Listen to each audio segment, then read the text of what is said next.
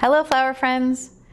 Just a few easy fixes can take a beginner's floral design and turn it into a pro style arrangement in no time.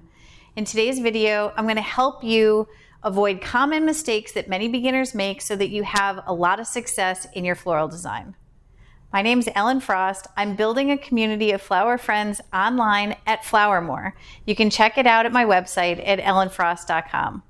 Also, subscribe to Flower Nerd, my weekly free newsletter all about flowers. Let's get started. The first type of mistake that many beginners make is in the preparation of their flower stems. So that means once you get your flowers, how you prepare them for your design. So one of my biggest pet peeves, and not just because of aesthetics, but because of how it affects your floral design, is not cleaning your flower stems and preparing them correctly for design. This is the first step in creating a fantastic design. So you can see here what it looks like if you take your flowers and you just stick them in a vase without cleaning the stems. You can see there's leaves inside the vase. They look a mess. There's also leaves that are getting in the water and creating bacteria and dirt inside the water. So not preparing your stems not only looks bad, but it can make the water dirty and kill your flowers faster. That will ruin an arrangement in no time. So you want to make sure you're doing a couple of things. First, you want to clean all of your stems properly. And that means taking any foliage off of the stems that are going to go inside the vase. The next problem that people have oftentimes is even if they clean their stems, they don't trim the bottom. They think it looks like the right height for their vase and they just stick it in. Now the problem with this is that sometimes flower stems have scabbed over on the bottom. And when that happens, the flowers can't take up water and your flowers will die really quickly. So you want to make sure, even if your flower stems look like they're the right length for your arrangement, you want to give them a fresh cut every time you're going to put them inside the water. The next mistake that many people make are not taking the side shoots off of their flowers when they're preparing them. So you can see here, this is Henry Eiler's Rudbeckia. It has several side shoots. And when you put it in the vase, you don't want to have those side shoots inside the vase. You want to make sure that you're cleaning your stem, not only of leaves, but of any side shoots that are going to be inside the vase. So I like to have a single long stem to go easily in the vase. When you leave this V shape for any side shoots inside the vase, I'll show you the problems that you have. So you stick it in, and then you stick another stem in. And you can see that those are crisscrossed. Now, I don't always place my stems exactly where I want them, so sometimes I have to take them out and replace them. But if I have this V, what happens is that I pull other stems out with it. And I don't want that. I want to have a properly prepared stem, which is a single stem inside the vase, so that if I need to take a stem out, it doesn't pull anything with it. So a nice single stem. Another mistake that a lot of beginners make is starting off your design without properly cleaning your tools and your vase. So if you start your design with dirty clippers that have residue from other designs or dirt or bacteria, and you go ahead and cut into your stem, that opens up the stem and allows bacteria and dirt and disease to go right inside the stem. And if that happens, even if you put it in clean water, your stems are more likely to die faster. That goes for clean vases as well. You never want to put your stems inside a dirty vase. Anything that has residue inside of it. A lot of times people just don't clean their vases before they use them. You want to make sure that you clean your vase properly before you use it. A key to a great flower arrangement is not just beautiful flowers. It is also choosing the appropriate vase. One of the issues that people have is using a vase that's too small, either too short. So you can see here, too short, Another problem people have is that they use vases that are much too big, either too tall or too wide or both.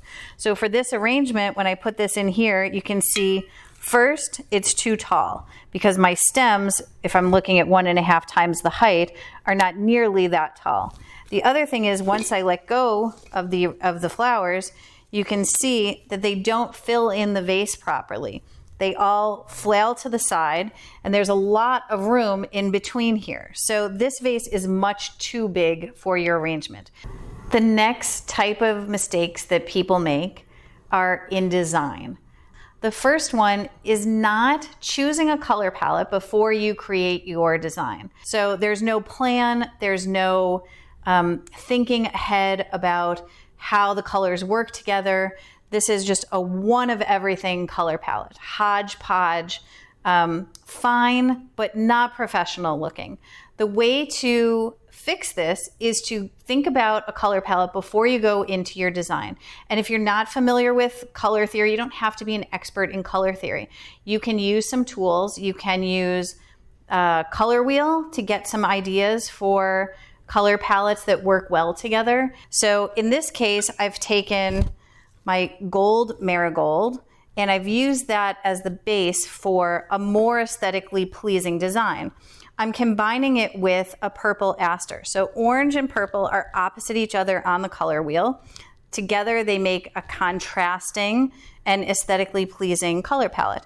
So I'm using these as my base, and you can see here I've used a variety of yellow oranges and purples to create a palette that is much more interesting and unique and pleasing. You can see the difference in the color palettes, where one feels very thought out, where this feels like your eye is not really sure where to look. There's so much going on that you're not really sure what's the focal color, what are the accent colors, because it's all over the place. Common mistake that people make when they're doing their designs is to choose one of something to put in their arrangement.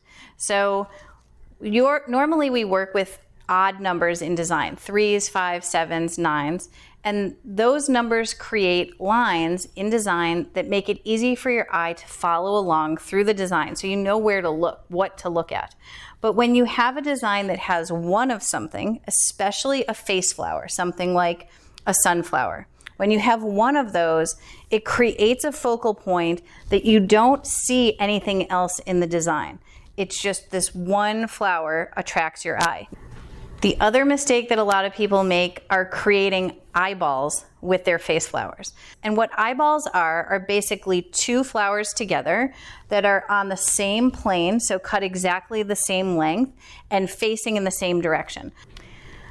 Another common design mistake that I see people make a lot is creating designs that are flat or one-dimensional, where all of your flowers are cut at basically the same height, even though you have different kinds of flowers. So we have amaranth, which if I just take one of these out, you can see amaranth is a line flower. It should, in a design, pop out of the design and lead your eye into the focal point of the design. But in a one-dimensional flat arrangement or bouquet, you can see that there is no dimension, there's no height difference. Everything is flat, one-dimensional, and honestly pretty boring. Here we have an example of a bouquet that takes into account the different shapes of the flowers, the different heights of the flowers. So you can see we have the amaranth and the celosia popping out. We have the foliage doing what it does naturally, drooping out to the side.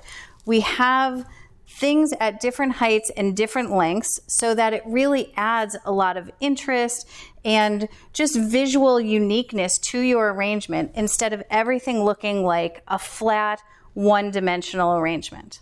The final types of mistakes that a lot of people make that can really ruin an arrangement quickly is not maintaining their flowers once they have their design finished. So the one main thing that people do is not change the water in their arrangement. So you can see when your water gets dirty, it can be really hard for your stems to take up water. And what that means is that they are trying to suck up water, but their stems are clogged, and that means they're going to die faster. The next thing that people neglect to do, which is a huge problem, is remove dead stems from their designs. So every flower has a different vase life, and they're going to decompose at different rates. When you see a flower that is wilting or starting to die, it's best to just take it out of your design, throw it in the compost, and then let the rest of your design live in clean water in a clean vase. The longer you leave one of these dead stems in the vase, the easier it is for your entire arrangement to get infected with bacteria and dirt and die faster. Finally, a lot of people make the mistake of placing their flowers in the wrong place. Now that seems like a strange statement. What could be a wrong place for a flower arrangement? Any place that is really hot or really sunny is going to damage your flowers more quickly. So I know that that seems strange because when flowers are growing, they like full sun, they like it warm, but inside your home, they want to be cool. So keep your flowers away from hot, sunny windows, radiators, any place in your house where it feels very hot. Keep your flowers in someplace cool, someplace where they're not going to get any direct sunlight, and that's going to help them live much longer. Let me know what you think about the video in the comments. Have you made these mistakes before? Are these tips helpful? Hit the like button if you enjoyed this video and want to see more videos like this one. Also, subscribe to my popular flower newsletter, Flower Nerd. If you know, you know.